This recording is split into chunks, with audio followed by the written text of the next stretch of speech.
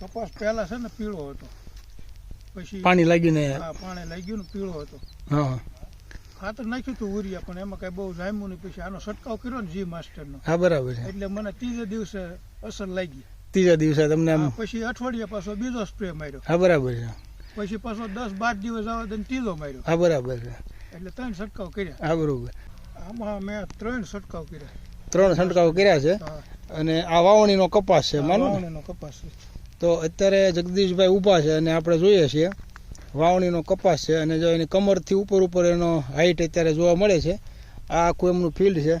તો આખા ફિલ્ડમાં એક સમાન, અને આ ગરમીના તડકાની હિસાબે થોડુંક એની લાઇટ તમને પીળું બતાવતું છે, પણ એકદમ ગ્રીન કલર અને પોપટી કલર છે. પાન તમે જુઓ નરવાઈ એમની, નવી કૂપણો પણ જોરદાર અત્યારે મોટું દેખાય એવી આવે છે. નમસ્કાર ખેડૂત મિત્રો, તો આપણે એક કપાસના ફિલ્ડમાં અત્યારે આવ્યા છીએ અને સામે છે આપણે ખેડૂત મિત્ર. તો આપણે ફરીથી એક વખત આપણું પૂરું નામ ને જણાવી દીજો. જગદીશભાઈ વલ્લભભાઈ મુંજાણ. જગદીશભાઈની વાડીએ આપણે છીએ. આકોલાળી ગામ છે, પાલીતાણા તાલુકાનું, અને સામે શેત્રુંજી પર્વત દેખાય છે. તો જગદીશભાઈ, આપણે આ જે કપાસમાં તમે જે માવજતો કરી છે ઉપરથી જી માસ્ટર વિશે, તો એના વિશે તમે તમારો અનુભવ અમને જણાવો અને ખેડૂતોને જણાવો બીજા. આમાં મેં 3 છંટકાવ કર્યા. 3 છંટકાવ કર્યા છે. અને આ વાવણીનો કપાસ છે, માનો? વાવણીનો કપાસ છે. તો અત્યારે જગદીશભાઈ ઊભા છે અને આપણે જોઈએ છીએ વાવણીનો કપાસ છે. અને જો એની કમરથી ઉપર એનો હાઈટ અત્યારે જોવા મળે છે. આ આખું એમનું ફિલ્ડ છે. તો આખા ફિલ્ડમાં એક સમાન, અને આ ગરમીના તડકાની હિસાબે થોડુંક એની લાઇટ તમને પીળું બતાવતું છે, પણ એકદમ ગ્રીન કલર અને પોપટી કલર છે. પાન તમે જુઓ નરવાઈ એમની, નવી કૂપણો પણ જોરદાર અત્યારે મોટું દેખાય એવી આવે છે.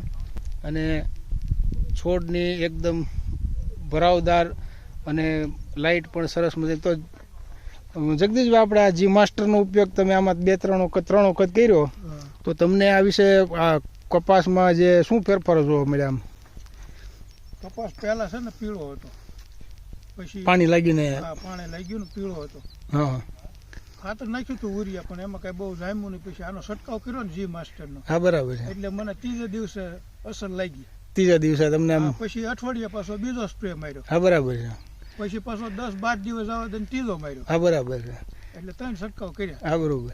તો આપણી પાસે જગદીશભાઈ દુકાન આવ્યા ત્યારે આપણે એમનો વિડીયો બનાવ્યો હતો. 5 લીટરનું કેન જ્યારે શરૂઆતમાં લેવા આવ્યા ત્યારે, અને બીજી વખત ફરીથી 5 લીટર હમણાં 5 લીટરના કેન લીધા. 2 વખત લઈ ગયા છે.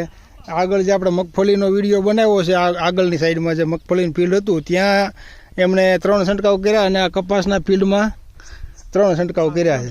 તો આ જી માસ્ટરમાં એને જૂનો અનુભવ છે. ગયા ઉનાળામાં આપણે તલ વખતે એમનો અનુભવ થયો, અને પછી અત્યારે દરેક છંટકાવમાં જી માસ્ટર ઉપરથી સ્પ્રેમાં ફરજિયાત મિક્સ કરે છે. અને જે રિઝલ્ટો મળે છે એ આપણે અહીંયા ખેડૂતો પણ આપણે કહે છે, અને છોડવા પણ કહે છે.